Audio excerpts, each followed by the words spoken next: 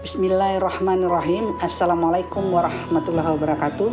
Sebuah gagasan telah tertuang dan memang tidak mudah untuk mendorong perempuan-perempuan hebat yang Widya Iswara ini untuk menuliskan dengan gamblang apa yang dirasakannya selama menjabat sebagai PNS. Dalam gelutan yang tak sesuai hati nurani, kadang telah membuat batin mereka tersiksa. Apalagi sebagai Widya Iswara, tak satu pun pejabat yang memegang jabatan tanpa melewati sentuhan para Widya Iswara. Ada tanggung jawab moral yang dirasakan.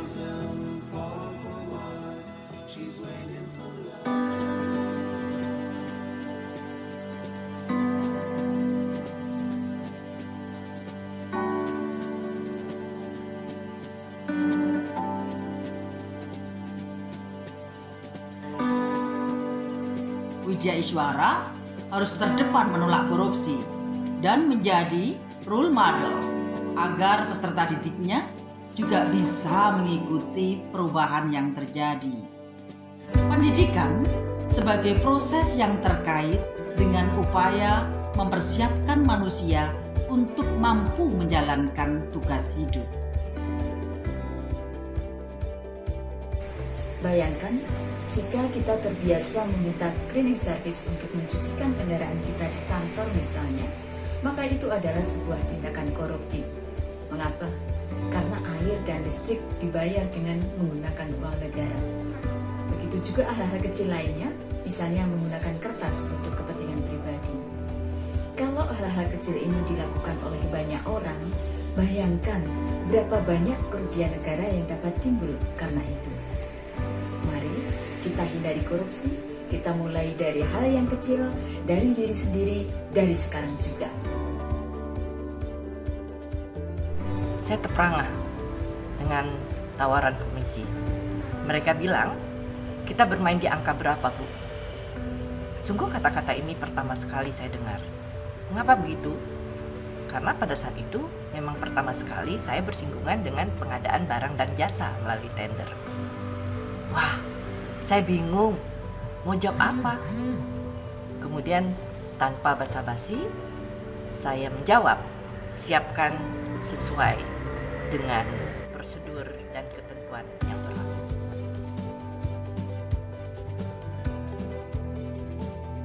Wah, ngeri ya Bu Umbu.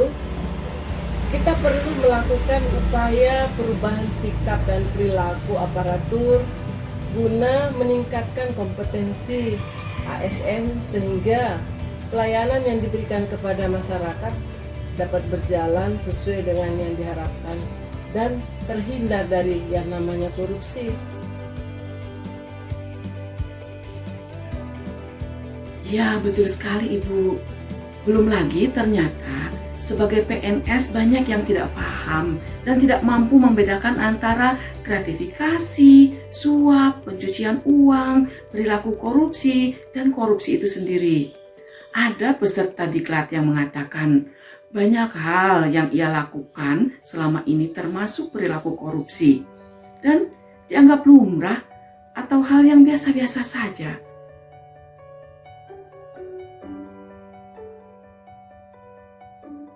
Sebagai pahlawan ketika saya bisa menolak pemberian amplop. Mereka menyebutnya bantuan biaya yang dikumpulkan dari seluruh peserta dan diberikan kepada seluruh Widya Iswara yang mengajar setiap harinya. Akhirnya, dengan perasaan terharu dan bangga karena saya berhasil mengalahkan diri sendiri untuk menegakkan sesuatu yang seharusnya saya dan semua orang lakukan dalam pemberantasan korupsi dimanapun berada.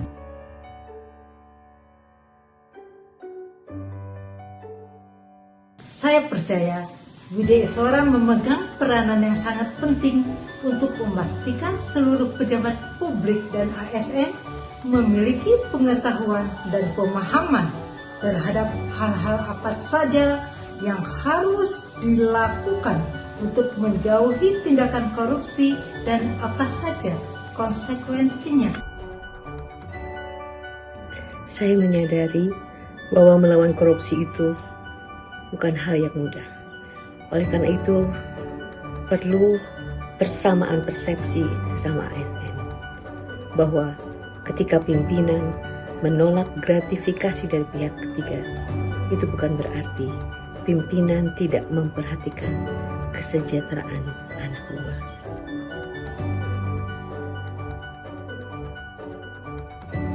Korupsi terjadi di sekeliling kita, meskipun tak selalu dengan nominal yang luar biasa. Korupsi tidak serta-merta terjadi, namun lahir karena dipupuk sedikit demi sedikit dari pembiaran kita terhadap sesuatu yang salah meskipun kecil.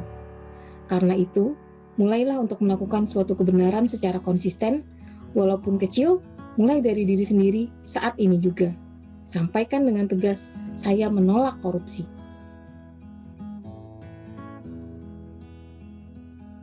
Kita, sebagai perempuan Indonesia yang bermartabat, kita harus mampu mengendalikan diri kita bukan hanya dari sisi membelanjakannya, tapi juga dari sisi bagaimana cara kita mendapatkannya, keinginan yang berlebihan untuk meraihnya dan juga membelanjakannya.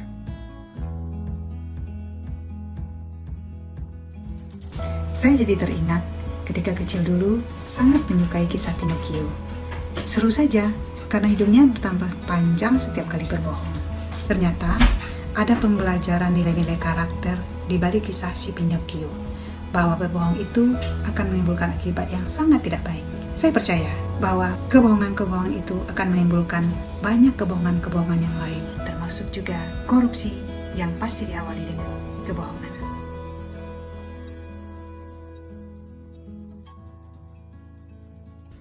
Saya risih praktik-praktik korupsi kerap dipertontonkan tanpa rasa bersalah. Pantas dulu ibu selalu menegur tatkala saya mengambil kapur tulis dari sekolah. Sepele memang, tapi itulah nilai-nilai baik yang sedang ibu tanamkan pada anaknya. Arti kejujuran, jangan mengambil yang bukan hak kita. Mari cegah korupsi dimulai dari keluarga. Saya merasa sedih, resah dengan kondisi yang terjadi, dan sesungguhnya akar masalah korupsi adalah lack of integrity. Lack of integrity kita. Menolak pemberian akan dikerjai. Menerima pemberian dianggap bisa diajak bekerja sama dan dijadikan sahabat. Orang lurus bisa dijadikan orang salah, sehingga kita merasa kacau antara mempertahankan idealisme dan pragmatisme. Saya ingin kita mengingat harta dalam perspektif lain, bahwa kita perlu menghargai harta non-materi yang nilainya lebih besar daripada harta yang bersifat material, yaitu waktu, akhlak, nilai-nilai, identitas, tanggung jawab, dan akhirat, yang disingkat wanita. Siapa bilang perempuan Indonesia itu adalah perempuan yang lemah? Kalau Anda berpendapat demikian, Anda salah. Allah Subhanahu wa Ta'ala menciptakan perempuan Indonesia sebagai perempuan yang kuat dan tangguh dalam mewujudkan keluarga-keluarga Indonesia menjadi keluarga yang bebas dari korupsi melalui penerapan 8 fungsi keluarga. Mari sama-sama mewujudkan keluarga kita menjadi keluarga yang bebas dari nilai korupsi, serta wujudkan Indonesia menjadi negara yang anti korupsi. Patut kita renungkan bersama bagaimana menenun Indonesia bersih, bebas korupsi. Saya begitu mencintai setiap ragam tenun Nusa Tenggara Timur. Seringkali hati berusik bimbang manakala ia dihadiahkan kepada saya. Akankah tenun ini tetap menjadi hadiah jika saya telah pensiun dari Widya Iswara? Pernahkah kita berimajinasi ketika sendiri di alam kubur yang tak bisa lagi berbuat apa-apa? Kita dihadapkan pada pertanggungjawaban atas apa yang kita lakukan. Korupsi, sebuah perampasan hak yang harus dijauhkan. Akankah kita persembahkan kecurangan-kecurangan kita ketika menghadap kepadanya? Mari kita gunakan waktu hidup kita sebaik-baiknya, berlaku jujur, menjauhkan korupsi. Sekali lagi, sebuah gagasan telah tertuang dalam buku ini. Baik secara normatif, ideal menurut pengalaman dan ilmu Widya Iswara, serta fakta yang terjadi di lapangan.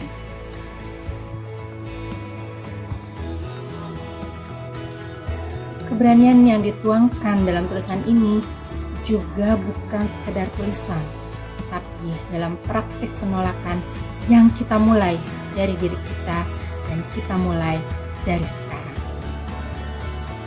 Terima kasih untuk semua yang mendukung, Bapak Lalu Henry Yujana, Bapak Adrinov Acaniago, Bapak Suhajar Diantoro, Bapak Febri Diansyah, Bapak Denny J.A., Bapak Yudi Latif, Bapak Sarjayadi, dan Bunda Pipit Senja.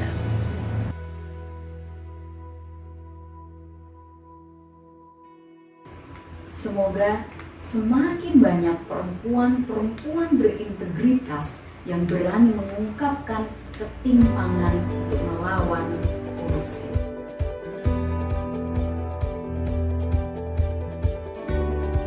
Sekali lagi, lawan korupsi. Kita tetap berjuang dan harus bersama-sama dimanapun posisi Anda. Selamat membaca buku Melawan dalam Gelombang Badai.